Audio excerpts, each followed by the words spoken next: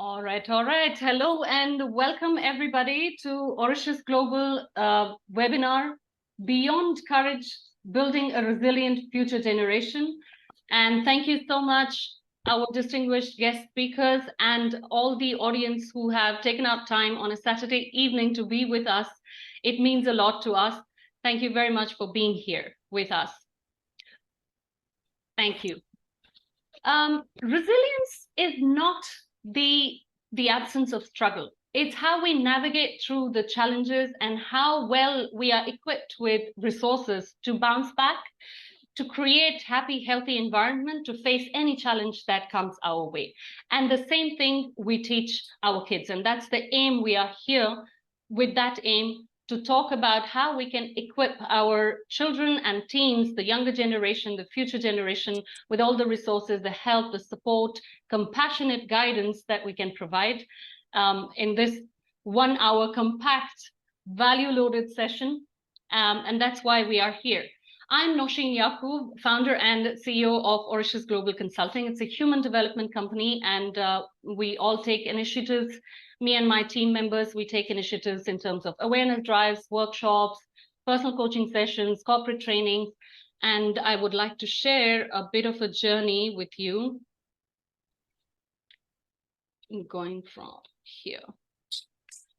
So that's who we are. We started in 2020, and the journey is into life coaching and corporate training. As you can see, I don't think I have to go over with all the details that are mentioned there, but specific to this webinar, I'm a certified youth and parenting coach as well, and a relationship coach. So that is that's relevant to this webinar. We recently won some awards as well.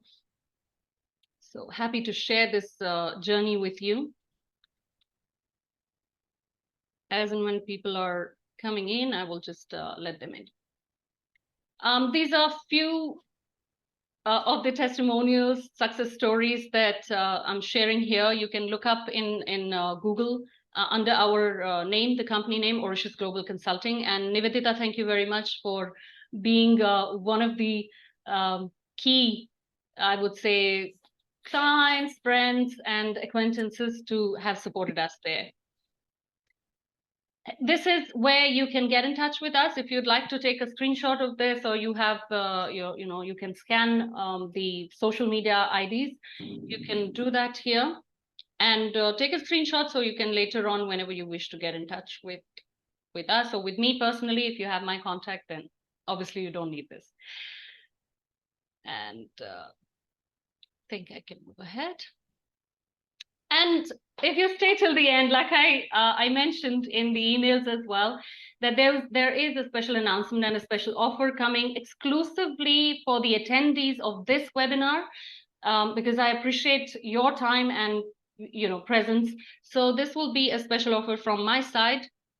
For that, if you kindly can stay till the end, I promise it's going to be amazing value loaded session for you. So I'm hereby introducing our guest speakers, the first one being Ms. Sangeeta Chima, Principal, Amity School, Dubai. And I have great association, great camaraderie sharing with Ms. Sangeeta, because my daughter also studies in Amity School, and I have been fortunate enough to witness all the good things, good values, and holistic approach of education that has been provided to my daughter over a couple of years and continuing. So thank you very much, Ms. Sangeeta, for joining us today. Then we have, going back to Ms. Chima, she is an early years educator as well. That is her background for last 30 years, and out of that, 23 years she has spent as a school leader. She also holds lot of achievements and licenses and credentials that she carries with her, and is adding value to the future generation and the present generation as well by being a leader that she is. Next we have Omar Razak, Omar R. And what can I say about Omar? Omar is a powerhouse of energy. He influences and impacts cultures, societies through his mind-body connection, education, knowledge, and not just that, but actions. So you can see that all on his social media pages as well. I think he's on Insta. Later on, we'll get to know by what name you can find him there. Then we have Nivedita. Nivedita is an HR professional by the occupation, but she is another amazing powerhouse, a house of energy, talent, and perseverance, resilience, grit, all that I can mention. She's a teenage parent. She has lovely two kids, teenage kids, and she's with us today, adding value through her experience and sharing knowledge as well. Then we have Ms. Sumaya Haroon. She is an experienced early educator and from Pakistan joining us, and she's been doing that for 20 plus years. The kind of passion, the kind of knowledge and experience and wealth of love she has to share with kids and her staff and us, we will see that in the coming time. So thank you very much, all of you, for joining us here today. And before I jump into what the challenges and everything, I would like to touch upon a little bit about, what resilience is. Before I go into that, can somebody from audience or anyone who would like to either come on the chat or just speak, what are your expectations from today's webinar? You can share a couple of them just very quickly, either on the chat or just unmute yourself, please. Whoever would like to go. Okay, I guess I'll take the initiation on this particular point. And it is not about me, it is, I guess, everybody who's part of this discussion or concourse. We are looking for the kind of answers or the steps which we may think that we are taking, or maybe we are missing something when it comes to nurturing the younger ones. It can be anything, it can be studies, the kind of studies, their overall development. When I say overall development, that comes to how to take care of themselves, how to inbuild a kind of confidence within themselves, how to face the challenges, overcome the hurdles, look for the opportunities. Right. I guess I'll not take much of the time over here, but then I guess each one of us is looking something a kind of insight that what could be the structural approach in case there is any, or in case there is the approach has to be a wholehearted approach when we involve ourselves as parents, Right. Our society, uh, and the other avenues as well, those who are directly or indirectly, they are going to impact the overall development of our younger ones. Thank you very much. You summed it up really well, because that's the aim. That's why we are here. There is no perfect solution. There is no perfect parent. There is no perfect educator. We all do our best with the resources that we have, with the times that we are in. We do our best to provide these kind of tools and resources for our children. But guess what? Some people have been there, done that. They are learning a bit more than others. That's why these kind of sessions take place. So we share knowledge, we share experience, we share what is latest development in the field of raising resilient kids or building a resilient future generation. So thank you very much for sharing your thoughts on that. And now I would like to open the webinar formally, talking about the challenges that we have. One second, I'm just. So we are going to talk about the challenges that people or parents, educators, caregivers, they face through different stages of childhood. Now, I think most of us are parents here or have been associated with parents and have seen children. So we can well understand what the challenges are from 0 to 5 years. Then we'll talk about 6 to 12 years, that is the middle childhood. And then adolescence and teenage, that's 13 to 18 years. And after that, they are practically on their own and, doing whatever they are equipped with. So talking about 0 to 5 years, I would like to bring in Miss Sangeeta so that we can talk about some shared experiences, and after that, I will bring in Miss Sumaya as well. If you'd like to tell us the generational differences that we have and some similarities in facing certain challenges from 0 to 5. Thank you, Nowsheen. Lovely to share a few very exciting thoughts. The early childhood years for a girl or a boy are absolutely exponential in their development, internally, externally, emotionally, and most important, socially. So we assume that much of what is fed in terms of learning from the external sources impact the children, which is fair and normal. But there is the other aspect of internalizing that learning right from that little brain, that little child's view. So all the developmental stages that we generally tend to pay more attention to have no meaning if a child is not given those valued experiences right from day one. The connections that happen in the brain, the neurons that connect deeply and reconnect a billion times with simple gestures of love and affection are the first stages that impact a child's development. Absolutely. And if you want to sow the seeds of resilience, no matter what the journey would be thereafter, this is that crucial age to begin with.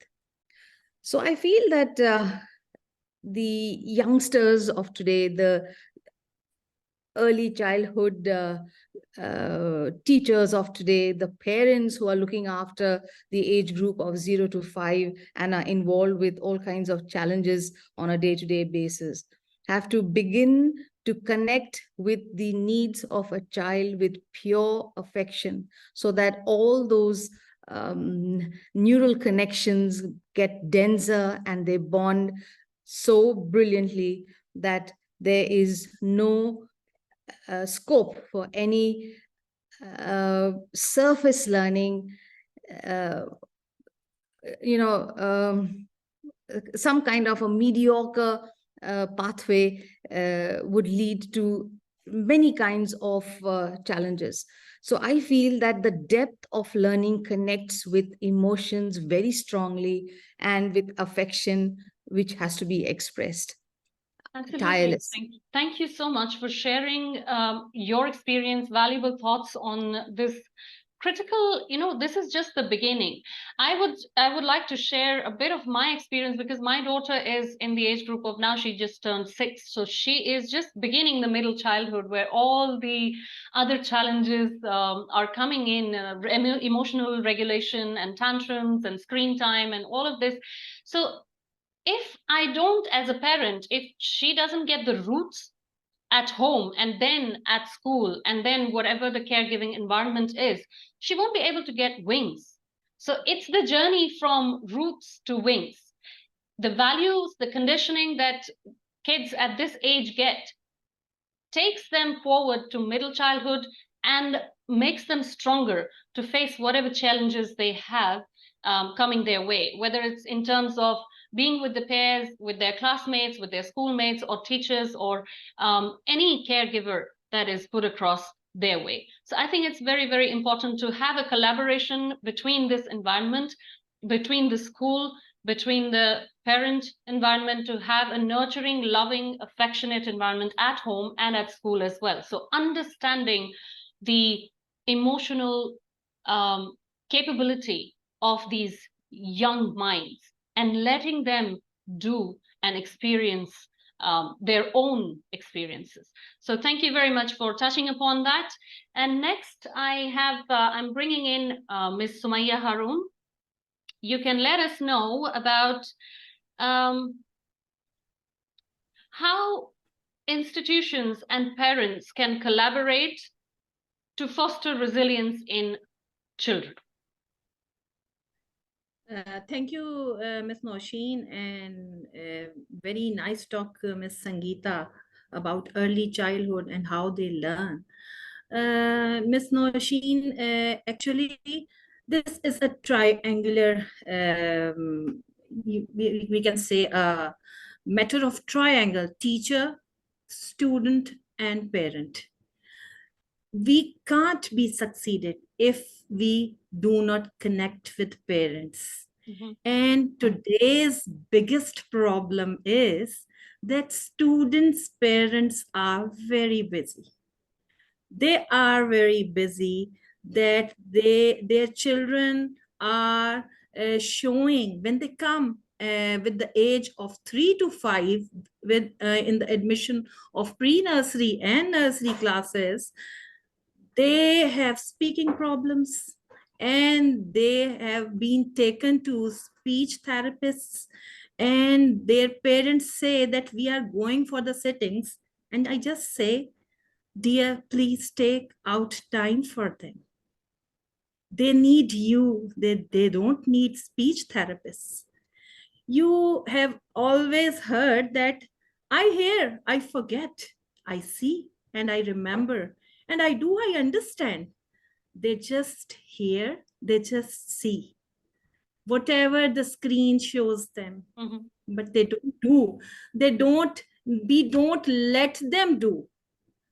As parents, we just give them screens and we just give them the role of their eatables to eat while, see while eating, to watch while doing anything. When they come to the school, they don't even know how to talk, how to express their basic needs.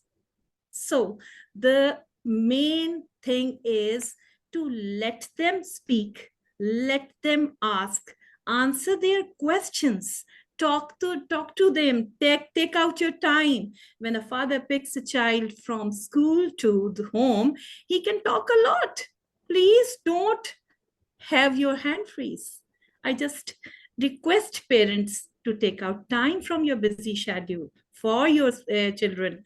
This is the best therapy for them, and this is the best thing to make them confident and resilient people of the future. I just conclude at Dr. Ginsberg's 7 C's, right, which we can develop in them: competence, confidence, connection, character, contribution, coping, and control.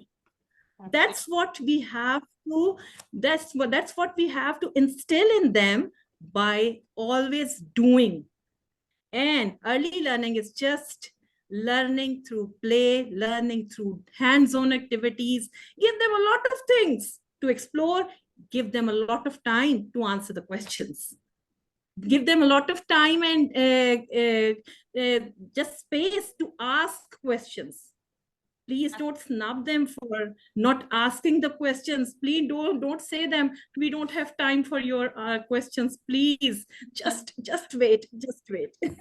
Thank you so much, Ms. Sumaya, for sharing the real pain. I would say this is the real challenge that educators are facing.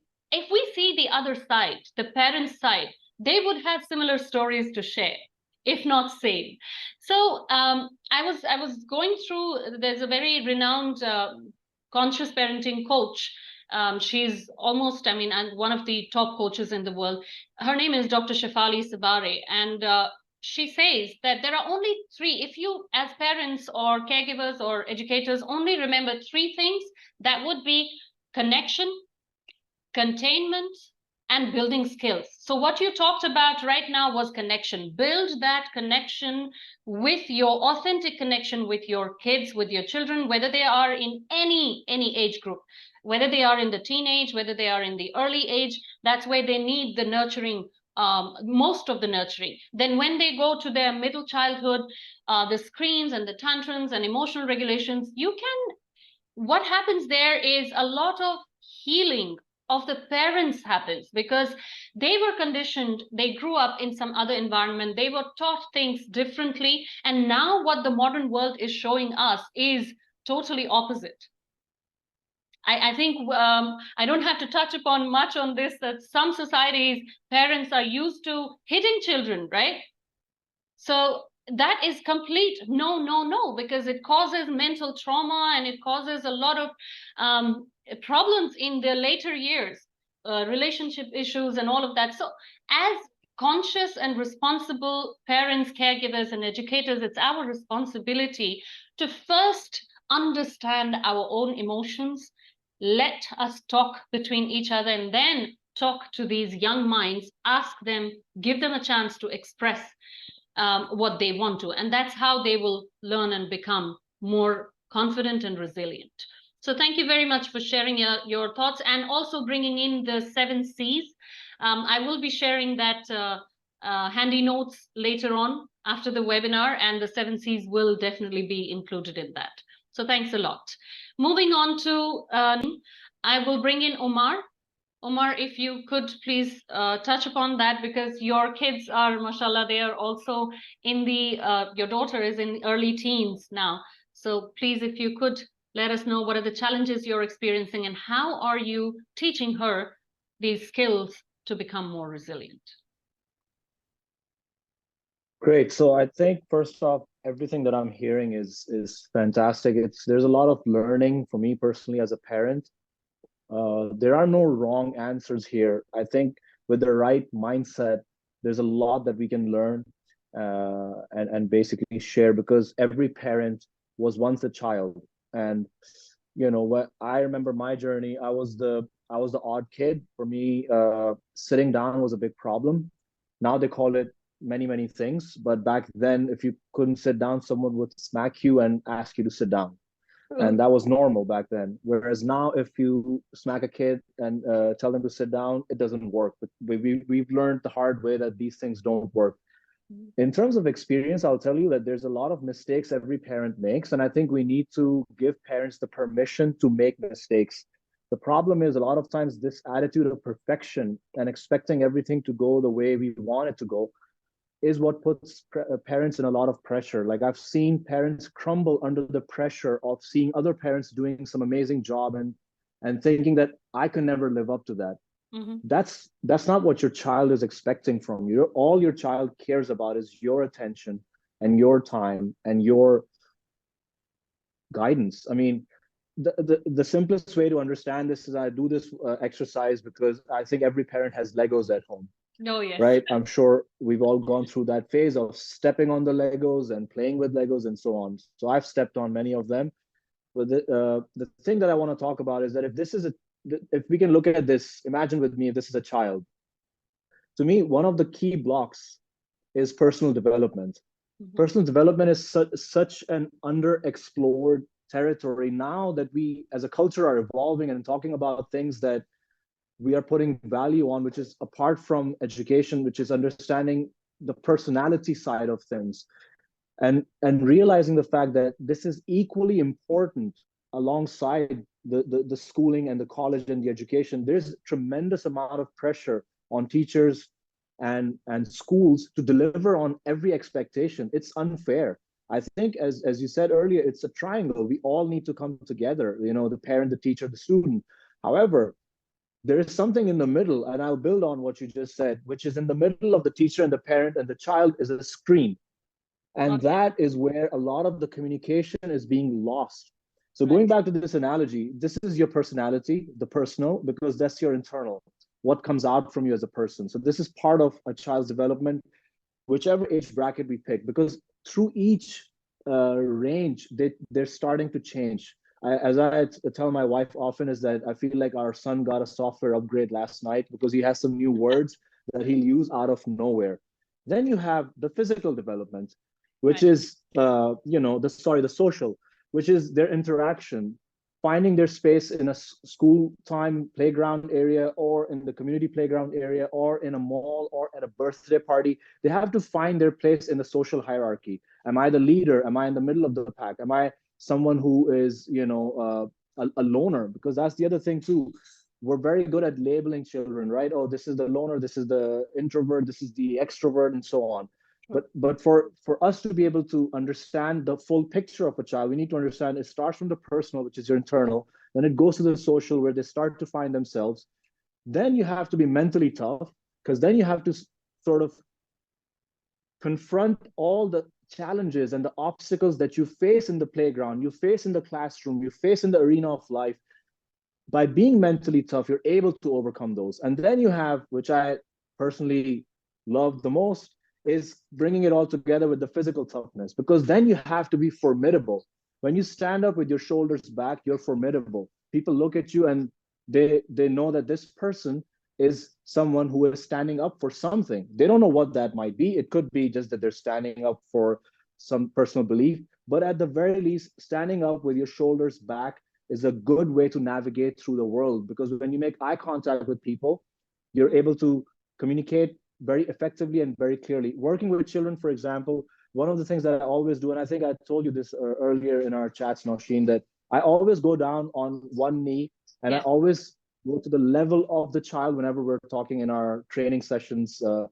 And the dynamic shift is so huge, because from a child's perspective, you're almost like a tower of everything, and they're kind of always feeling that whatever they need to say is never going to be really reaching their Reachable. Yeah. sensibilities. And True. yeah, exactly.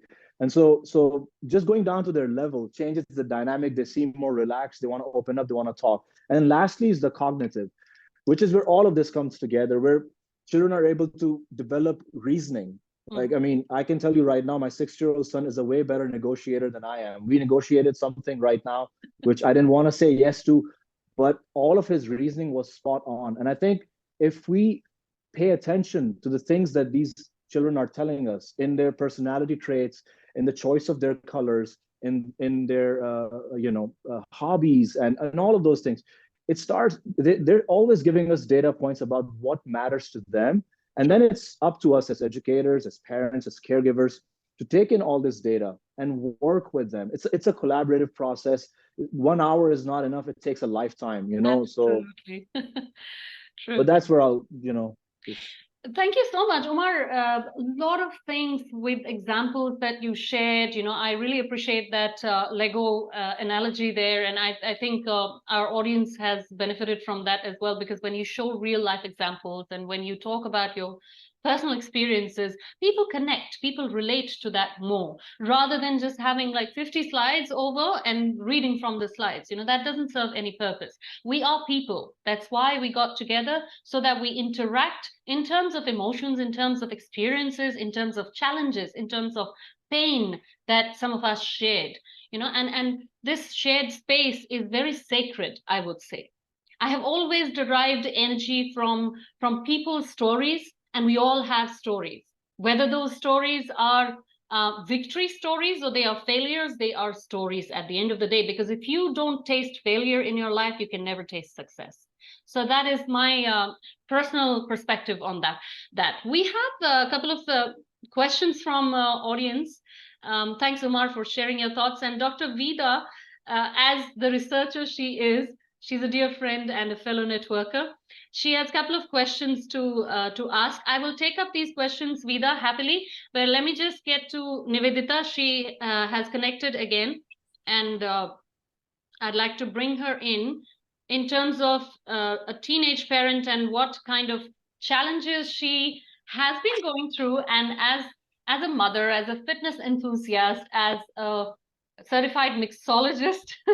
That's all on your profile, and over the days we have shared the profiles of speakers, and I think it's been a brilliant response there so far. So Nivedita, please tell us, according to you, How has the experience of being a young parent contributed to your understanding of resilience, and what advice do you have for others facing similar challenges? So, well, my experience, like we all have become parent for the first time. We were mothers for the first time. Similarly, I was a mother of a teenager for the first time. Right. And although, I had learned about, these facts and, all these philosophy of interaction and building good personality, everything was done. But as soon as a kid, my son moved into teenage, I guess there's a lot to do with their hormonal changes, which makes them think differently. And they start to feel adult within themselves, but at the same time, they may not have completely evolved. So that was the biggest challenge. I always felt that's why we are called as Gen X and Gen Y, because there was a generation gap. Right. So my understanding is that when there is a generation gap, whatever we have learned through our parental experience, our child, how we were groomed by our parents, everything is thrown out of the window. It really takes so much of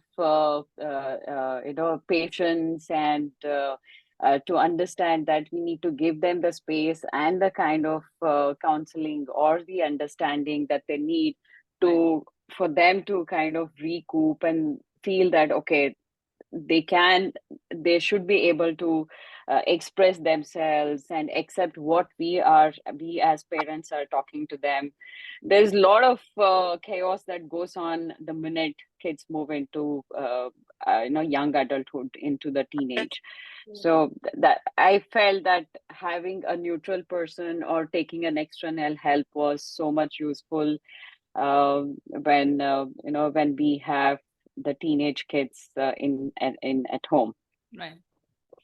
Thank you so much, Nivedita, for sharing that. And I think the one point that I can take from here is, again, connection, then setting boundaries as well, containment with whatever flexibilities you have given children, whether it's internet, whether it's their own room, whether it's, I mean, I can recollect and remind myself of till I became 20 years old, I never had a room to myself. So it was all, there was no concept of, okay, this is my private room, don't enter here. So times have changed. I need to be, as a parent as well, there's a lot of healing that happens on many levels, because if we went through something that was a trauma in our childhood, we cannot pass that same trauma to the next generation, because they will never heal from that until there is an intervention there. Like you talked about intervention. So I don't know if I'm allowed to share this with your consent, Nivedita. It took us, am I allowed to share this? About the Yeah, sure, go timeline? ahead. So it took us about 1 year. Like we spoke about her teenage son going through certain challenges and she opening them up to me, but there was still some resistance there. And it took her and me 1 year to come to that level that we could help her son. And the family dynamics had to bring into perspective, because it was not just the child that I was working with. I had to work separately with the parents as well, because what kind of things he was experiencing at his individual level and then with the family, everybody had to be brought into perspective, and the support needed to come from all the sides. There were some things that needed to stop immediately. There were some things that needed to start immediately. So, and it didn't happen overnight. It took us a few months to get to that level where he is today. And thank goodness, I thank Allah for that, first of all, the creator, whatever faith we believe in. And then the kind Now, of... Shin, I would like to add a point. Please. See, that's what I meant to say, that when we as parents, we have come up in a certain environment. Our grooming was so different. So when we have a teenage kid, we always try to say, this is what my parents did to me. This is how our childhood was, or, this is what we got to do. We keep telling them the same thing, thinking that we are making them a better person. But what we need to understand is that they are influenced by their environment, which has the Gen Z kids, Gen Y and Gen Z kids. So they want to hear something different. They don't want to hear that, okay, I used to walk up to the school 5 kilometers. No, why should I walk up the same kilometers when I have, you can drop me or pick me up? So you can't keep answering, you can't give a kind of answer that will make them happy. And probably that sets a different kind of psychological issues for them, saying that my parents don't understand, my parents can't, sympathize with me. There are a lot of challenges, those questions that creep up in their mind, I believe, gives rise to these kind of walls between the teenage parents and the teenagers. Beautifully expressed there, and thank you for sharing your perspective. I also feel that what is important at this point is not to burden them with our own expectations, what we had from our parents, because it's a continuous learning process. When it comes to values, kindness, compassion, generosity, I don't think it has been any different in any age. I think you can teach them at your own level as parents, as educators in the school environment. And I'm blessed to have Amity School as the caregiving and a nurturing environment where my daughter is learning to regulate her emotions. If I'm having difficulties at home, I bring in the school counselor and we talk about it, we collaborate on that. I ask them, what support do you need from me? And I would need this support. So that is the best thing I have, come across when it comes to my daughter. And it's going to be like that from here on as well. Wherever she studies, if not Amity, somewhere else, wherever she goes, the roots will stay with her. In terms of values, it shouldn't be any different in any generation, any age group. The only thing is, yes, modifying and adapting to the environment is extremely, extremely important.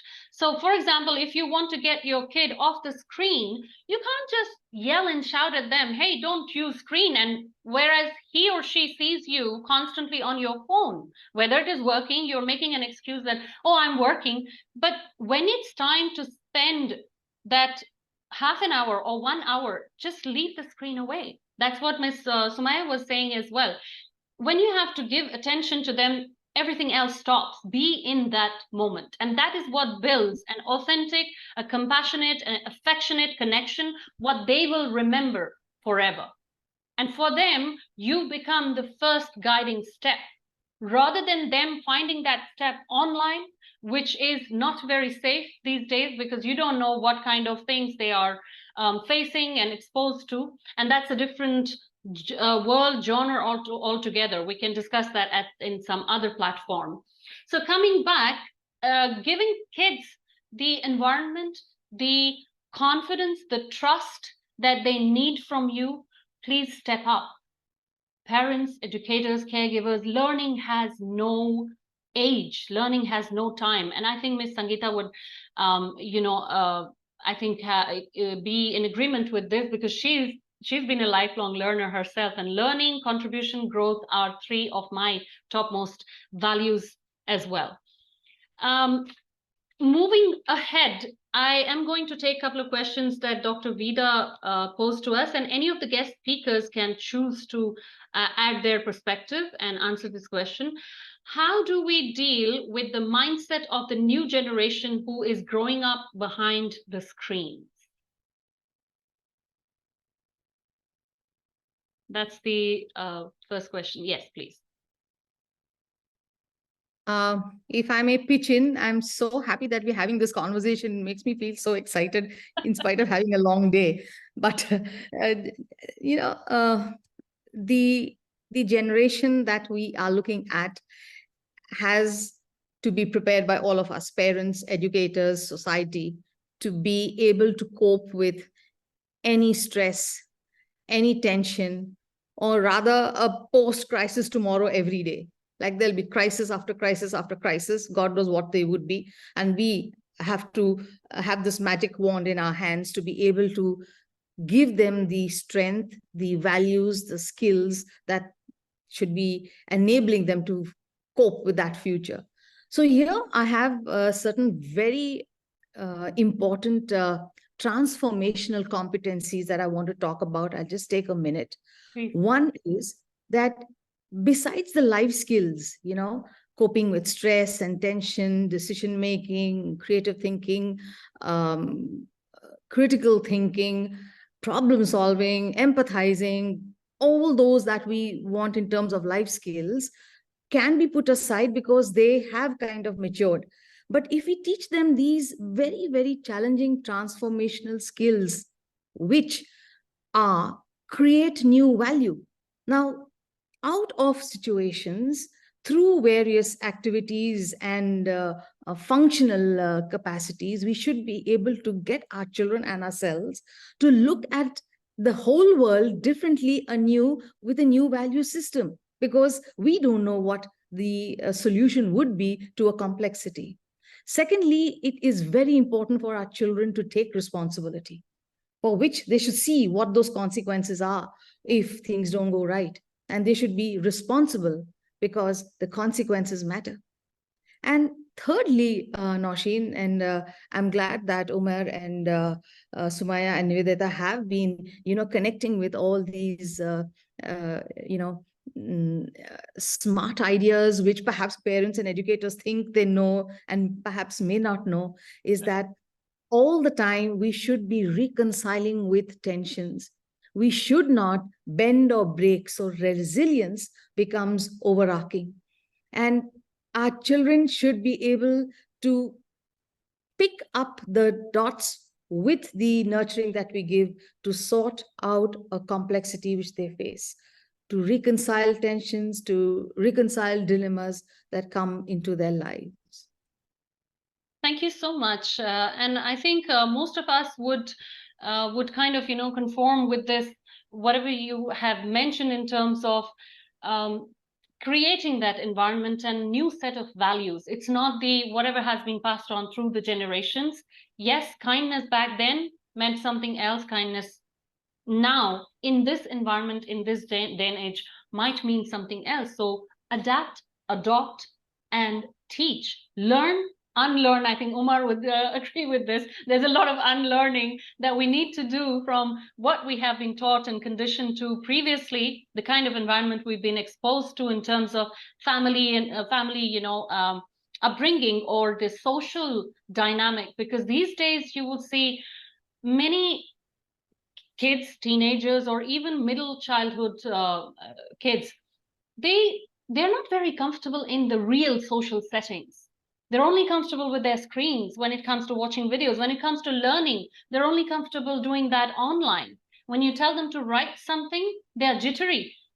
So I think during this summer break, what I tried with my child was I gave her this little writing therapy every single day of whatever she had done through the day or through that month she went through. I said, write whatever comes to your imagination, only 5 sentences.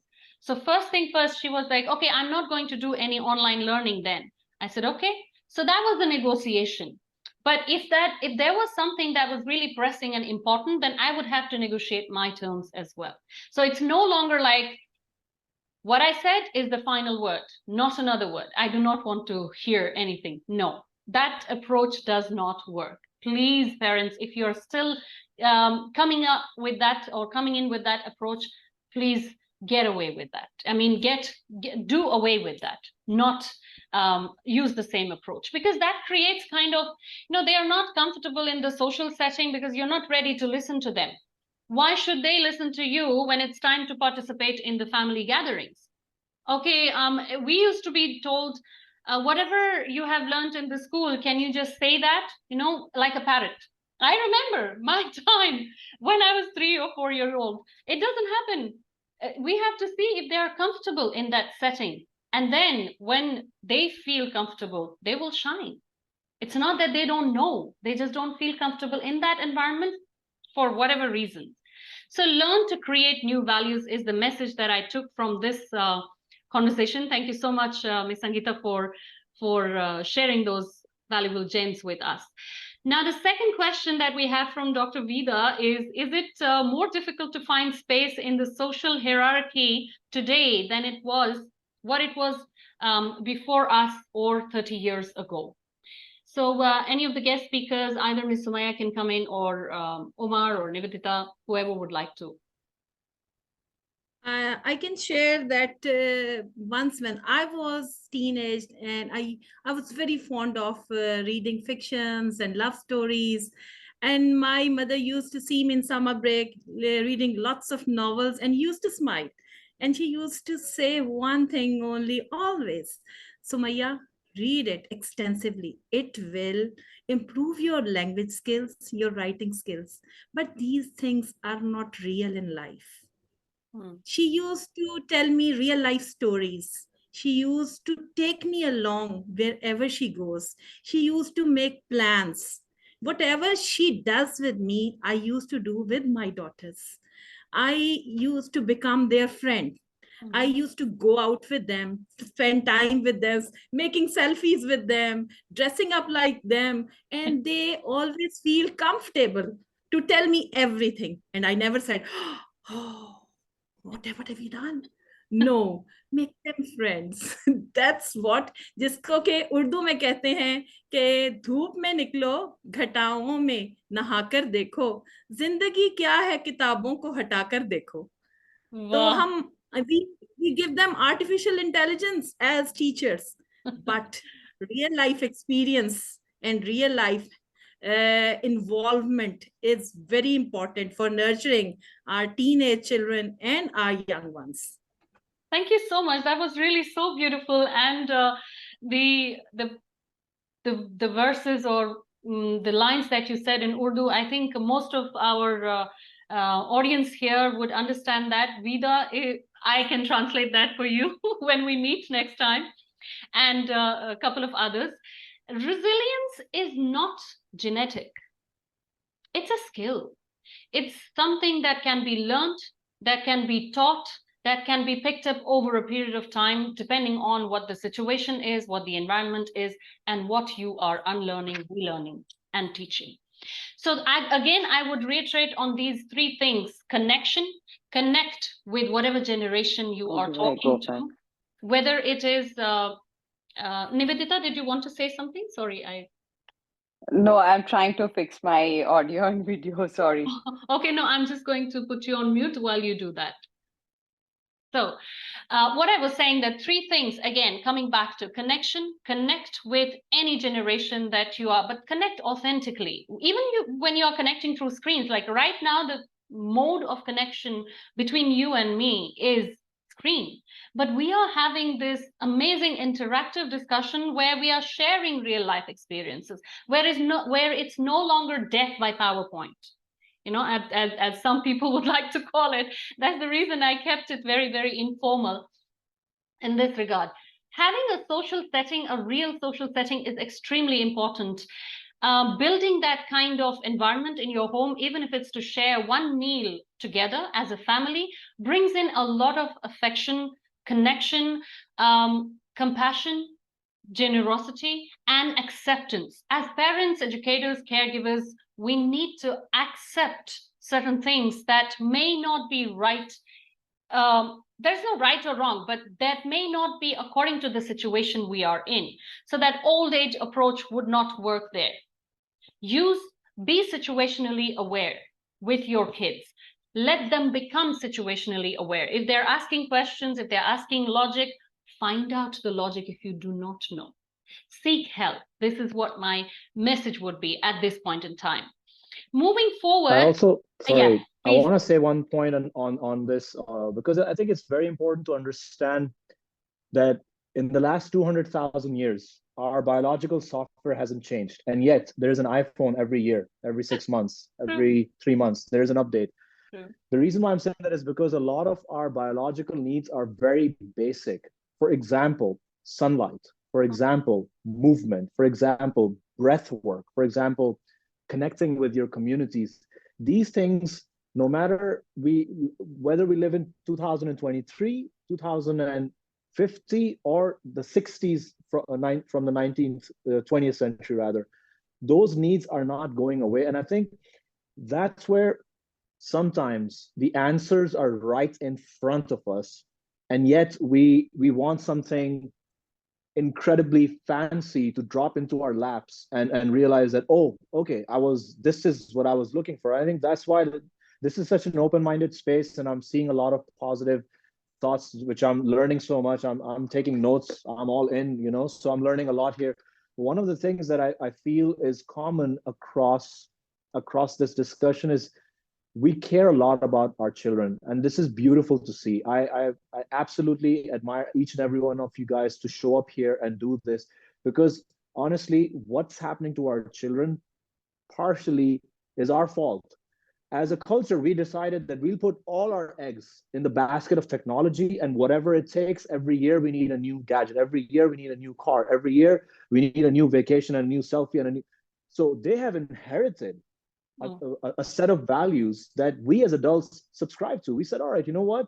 I want my kid to have a green belt in karate every 3 months. There's a yellow belt. I sent my kids to this place, and every 3 months they have a new belt. And my daughter actually asked her, and I'm just giving you a personal anecdote here, but this is true. She asked the teacher, why am I getting the green belt? I don't think I'm ready. And she said, no, I think you're ready. But then the question became that, okay, are we connecting with the children, or are we just telling them that, hey, here's the belt for your parent to be happy about the fee that they're paying to the company? I mean, I understand the economics of it. I understand that side of things. But also, I think if we don't talk about it, nothing will ever happen. It's not like that company is wrong. It's not like the parents are wrong or the children are wrong. But because these things are not being talked about, then they just go unaddressed. That's why like after 10 years you find out, oh, the answer was always there, but nobody really asked that question. So I think having these discussions is super important to take away these points and create the ripple effect within our little ecosystems, to have these discussions, because there's no wrong answer if you have the right attitude. Absolutely. I think you summed it up really, really well. There's no wrong answer if you have the right attitude, and the same attitude you should be inculcating in your children and the younger generation as well. Omar, I would like to, because the kind of, genre you are in, mind-body connection, mind-body wellness, and wellness culture, creating a culture of wellness through the societies, whether it's parents or it's children. You are working with different age groups, with business owners as well. So what would you say, how can physical fitness routines be intertwined with mental resilience building strategies for children and adolescents, specifically keeping the context of the webinar? Yeah, I think it's this is something that was a process, to be very open and honest with you. I mean, I don't claim to have all the answers. I'm a human being, and I'm a product of all the learnings that I've picked up, in the physical world and in the world of books, as you said rightfully. So one thing that kind of stood out was none of the health programs took into consideration the fact that we don't necessarily need just to look at the physical side of things to be healthy. I think there's a big component, which is the mental side of things. When the pandemic came around, my mother, she called me up and she said, I feel like you've been praying for this. And I asked her, what do you mean? And her answer was, because you take your vitamins, you do your workouts, you keep your kids fit, and you do this and you do that. I'm like, yeah, but that's not because of the pandemic. That's just our family values. I'm trying to teach my kids that, hey, being smart is great, but also being tough and resilient is equally important. I think our society puts a lot of value on a guy that looks like Einstein, and when they look at someone who's fit and healthy, they look at them as vain and narcissist and full of themselves. I think we can meet a common ground where geniuses can be tough and resilient and reliable, because if we really look at the positive side of the physical, it's impossible to attain without being mentally also at your whims, understanding that a fit body is still in an unfit mind is still missing the big picture. So what we did with Tough Monkeys is, first thing that we really wanted to do was the fact that we wanted to kind of explore the possibility of a tribal setting. So what do I mean by that? I think we come from tribes. Let's trace back into history, and we find that we wouldn't go past the number of 100 to 150 people, and everybody had a role. The old saying, it takes a village to raise a child. Those things are actually true. There's always There's always the elder. There's always the motherly figures. There's not just one mother, by the way. There are many mothers. Right. There are parent figures. There are uncles. There are hunters. There are gatherers. And for the children, then, there are multiple roles that they see on a day-to-day basis, and then they start to identify, which goes back to the social hierarchy, which is absent right now because we have nuclear families. The overall attitude is that have less children. And I'm not going into that, but that's another reason why a lot of families are kind of like closed in with Right. fewer connections. So our sessions, for example, to be very hands-on with this discussion, because it's the webinar at the end of the day, our sessions start and end somewhere in the range of 75 to 90 minutes. We don't have a conveyor belt style where children are thrown for 40 to 45 minutes while the parents are on their phones and then they show up and pick up their kids sweating. No, it's actually, the first and foremost is that what we call monkey energy. We get rid of the monkey energy in the first few 5 to 10 minutes. And that's by just running around. There are no judgments. It's freestyle movement. And that permission by itself, you'll be surprised how their faces change when you tell them, hey, there are no rules here, break them. And they'll just run around. And after a while, they start to feel like, okay, I'm calming down. And then that's when we sit down, we do a nice 15 to 10 minute, depending on how many kids are there, because sometimes there's a 3-year-old kid sitting alongside a 15-year-old. So we do breath work, for instance. And breath work is very simply put, just being in the center, being in the moment, understanding that you're able to control the inner, because movement is not just external. A lot of our body parts are moving, but just because we don't see movement doesn't mean that they're not moving. So starting from the inner, and then understanding the role of movement, and understanding the fact that the external part of it starts from the internal. So then we talk about those things. So it's not just 90 minutes of jumping up and down like mad. It's a lot of discussions, and kids are actively involved in those discussions. Then we talk about the benefits of movement, and it's a Q&A session between the kids. Then we decide how workouts can take place. And then from that, we create this really intense and exciting session where every kid at the end of it, and including myself, because I've been a kid in the process, we all feel grateful to just connect like that. And I think this attitude starts from understanding that it's okay to let our guard down and be children with our children. As you said, you have to be their friend, and this is so important. We have to understand that they're not necessarily some external thing. They're part of the tribe. So we need to nurture it. So that's why the sessions are very hands-on in that way. Thank you so much for describing the process and the reason behind Tough Monkeys and how you started and what kind of things do kids get to experience. The first one being becoming comfortable with the environment. It's extremely, extremely important.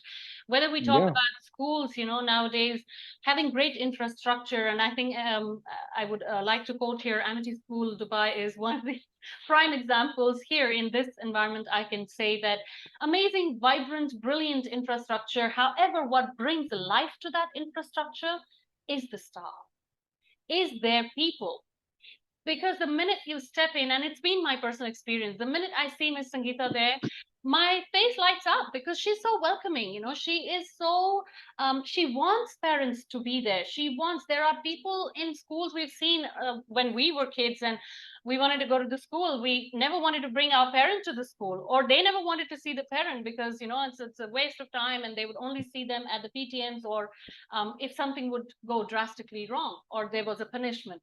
So now it's a refreshing change when you see leaders like this who are welcoming, who are change makers, who appreciate open ideas, who appreciate, kids having their own personality. That is what shines through some of the institutions out there. I'm sure there are many more.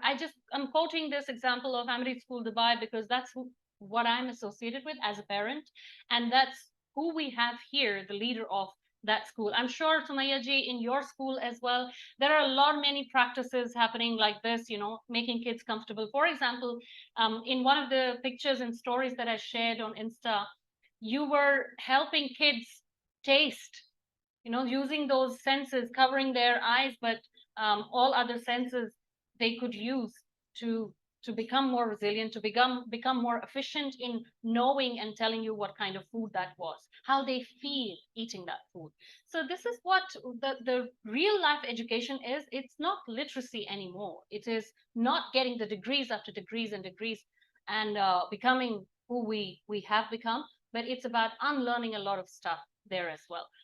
So I think we have already crossed 1 hour. It's been 1 hour exactly. I would quickly like to share some strategies with you, and I think audience would be waiting for that. And then we will leave the floor open for audience to, I think, bring in their questions. But I would like to keep that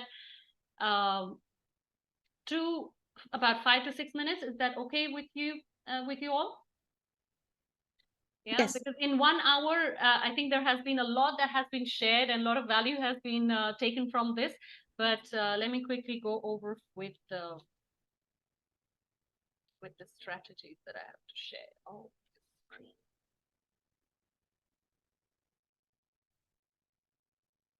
So as a coach, I have some recommendation as a parent as well. I have some recommendations with other parents and other caregivers and educators here that I can share.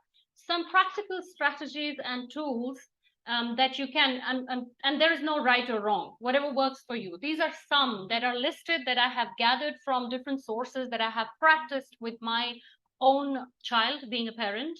And one of them is try 3 before me. And I have discussed this in the Ramadan challenge that I did recently when it was this year's Ramadan. Try 3 before me is something like, if a kid comes to you, I don't know the answer to this question. Where's my math notebook? Where is my this, camping kit or something? Try 3 sources before you come to me. So that way you can let the kid become independent, become more resilient, become more resourceful before they come in and ask for help, or before you jump in to help them. Because as parents, we like to protect our children. We like to show that nurturing in terms of helping them out. But hey, wait, maybe they can help themselves. Maybe they can find out resources, whether they use the online learning, whether they use somebody else in the family who's there to guide them. After that, they can come and ask you for help. So be there, tell them that, yes, I am here to help you should you need that, but try 3 approaches before me. Now, this thing has led to, when I tried this, and I tried this on a daily basis, it's a muscle that you need to train. Resilience is not just done once or read once and that's it. So my kid now has taken it to another level. So when she has to ask me something, who does this person look like? And I go, I don't know. If I'm not paying attention, she reminds me, Mama, try three before me. And I'm like, I go back into that moment. I leave everything.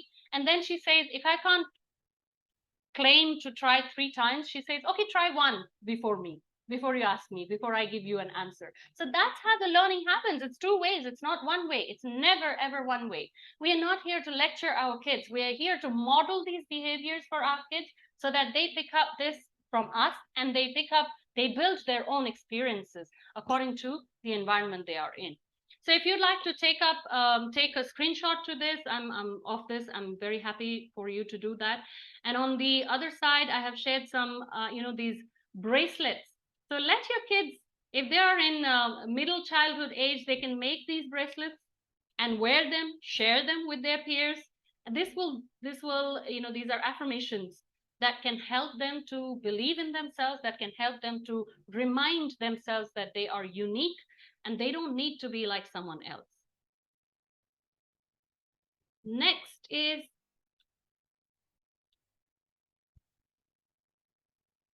a worksheet, and I would like to quote the source that I got it from, Big Life Journal. I follow them quite regularly, and it's an open source. You're more than welcome as educators, parents, or caregivers to go on this source and download the free printables. These are some of the free stuff there that you don't necessarily need to spend a lot on, but use them as guidelines. Create your own, but use them as guidelines. For example, if a kid is worried, before they are experiencing or facing a challenge, if I'm worried, what do I do? These are some of the things that they can. Journaling is very, very healthy. And there is no perfect age to start the journal. Like Umar said, he's writing. I have my notebook with me practically anywhere I go, even if it's for personal meetings, because that's who I am. I like to take notes. I like to remember things with my senses, and writing is one of them. So please get this in your library as well. Create whatever time you are spending with your kids, make that valuable. I'm not saying you have to sit and make them study all the time, but it can be done in a fun way, interactive way as well. Okay, then we've got some recommendations, some books that you can read. And these are from one I mentioned is Dr. Shefali Sabari. She's very, very renowned, and she's coming up with a lot of courses and free master classes as well. And these are a couple of books she has written about the awakened family and the conscious parenting. And the other one is Grit. This is a huge, huge name. If you happen to watch the TED Talk by Angela Duckworth, it is mind-blowing. Some of the myths that she busts out there. I really recommend you go out there and watch that TED Talk if you don't have time to read the book. But I'm more of a reading person, so I would like to stick to that. So next is you can share these with your kids as well, like the other two, Resilience and Try It Out. Building resilience in children and teens, and Sumaya ji would agree with me. Here, this is Kenneth R. Ginsberg, who you quoted before, 7 Seeds of Resilience. So you would find all of that information in this as well. So these are some recommended and good reads. I will share them in a PDF document after the webinar, after a couple of days as well. But here is for your quick reference. Of course, before a kid believes in them, a parent has to believe in their child. And that's what is translated. Rather than passing on traumas, pass on strong beliefs. Strength, mental strength, physical strength, emotional strength. For that, we need to work upon ourselves before we actually teach that to our kids. And now, since you all stayed till the end, this is a special offer, something from my side as a contribution as well, and because this is what my profession is as well: helping parents, helping children, helping business owners, helping women who have taken sabbatical. So those are other categories. But when coming to this one, usually this course is about 1,500 dirhams, but a special offer till the 30th of September. If you decide to take up or, make up your mind to seek help or just go through the journey, then you're very welcome to contact me or Saira, my lovely team member who has been working relentlessly on this webinar backend with me. Now I leave the floor open to the audience to ask the questions, and we have 5 minutes for that. I think we can, if everyone takes 1 minute each, like guest speakers, if the questions are there, welcome with any questions you have. You can come up in the chat as well. Not necessarily you have to speak, but we would love to hear your voice and see your face. Dr. Verma, can you see the screen now? Dr. Verma, thanks a lot for joining us right from Kashmir, and a great association with Dr. Verma as well. Thank you for being here. Last time you were in our institute in the Srinagar. Okay, right now I'm in the New Delhi for some of the program. But really, our staff, even my staff, when you were there, you gave one of the very beautiful talk. They were from the different age group, and they still remembering that very, very small things. Generally, we are avoiding those things. But if we care each other, if we motivate the peoples whatever they like, either it is sports, or whatever the physical fitness, it is a study, or whatever the ambitions are there. I think first of all that we have to identify what is the strength our children has and what is their interest. So side by side, I think we have to motivate them to achieve their goals. At the same time, I think we have to give freedom to make them happy, to make them open to us with a family, to each and everyone. Absolutely. So I think this is that I did not means contributed significantly for the upbringing of my child. Really, I am missing that many times. I am seeing that I think somewhere that she should be groomed in that way or in another It's way. never too So I think late. It's never too late huh? to connect at any age, whether we Yeah. are in our 30s, 40s, 50s. If we have our parents still alive, alhamdulillah, we can always go back to our roots and build that connection. The only thing is, are you willing? As parents, as any category that we put ourselves in, is the willingness there? Is the acceptance there? Is the drive, is the zest, is the motivation there? And how do we get that? We don't get that just by being alone. The community that has come together today, and I'm so blessed and fortunate to have you all around and with me, supporting me on this cause and this journey. And this is what is the takeaway. The biggest takeaway for me is the minute I put the message out there, there was so many people supporting this cause and encouraging the idea of coming together and talking about these pressing challenges or sharing the learning experiences together. Right? I thank you all from the bottom of my heart for being here on this Saturday evening, in spite of having long days, in spite of having long schedules. And I would very quickly like to ask any of the guest speakers or any of the audience to share if they have any questions, any takeaways, any aha moments from this compact, concise session that we just had. Very quickly. I would say last thing, be kind to yourselves. Oh, yes. There is no wrong answers. Keep going. Be kind to yourselves. Keep going. Parenting is a journey like everything in life. Be kind to yourselves. Absolutely. Thank you so much for sharing that, Umar. Anybody else would like to share anything? I guess I would just share one thing, that please don't live to work. Work to live. ठीक है?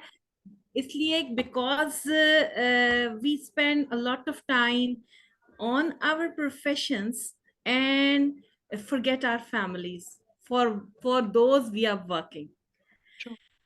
But when you see that you have given them ample time, then you dedicate yourself to your profession. Own everything. Ownership is the best thing. Absolutely. And teach that to kids as well, because we were talking earlier about responsibility, accountability. It all starts from the roots. Thank you very much for sharing your valuable thoughts. Miss Sangeeta, very quickly, if you'd like to share any parting thoughts and one message each, actually, I would like from the guest speakers about resilience. It can be generic, it can be personal, it can be educational, whatever you would like to share. Well, I can say for sure that all parents are pretty fed up of parenting for the last 2 months. And they must be waiting for schools to open. I'm not sure if Omer thinks so, because he's got the house into a very different learning zone. But yes, we and in the education world are waiting for children to come back to school. So there's going to be a lot of excitement from Monday onwards. In terms of resilience, I don't look at it as a very, very specific outcome. It's a way of life. And I think every family, every society gets the next generation better ready for resilience and a crisis than the existing. It happens. That's the natural flow of things. Great. Thank you. Thank you so much for this amazing message. Nivedita, any parting thoughts we have from you? Yeah, so as a parent, I always loved my children to be better human beings. Right. And accepting and trying to teach them or giving them those avenues to learn, or the chances for them to make mistakes and learn, I'm sure will make them a better human being. And that the character that I'm trying to make them a better personality by giving all these opportunities, I'm sure will help my son and daughter become better parents for their generations to come. Absolutely. Yeah. Thank you so much. That's a wonderful, it talks about legacy, what you learn, what you teach, and what goes forward. Right. So Yeah. thank you all for coming together for this wonderful cause, for this wonderful webinar. I do hope that you have taken a lot of learning, and the way you shared a lot of things with us as well meant a lot to me as well, and other speakers as well. I wish you all a very, very happy evening, rest of the weekend. Have a great night. Thank you very much.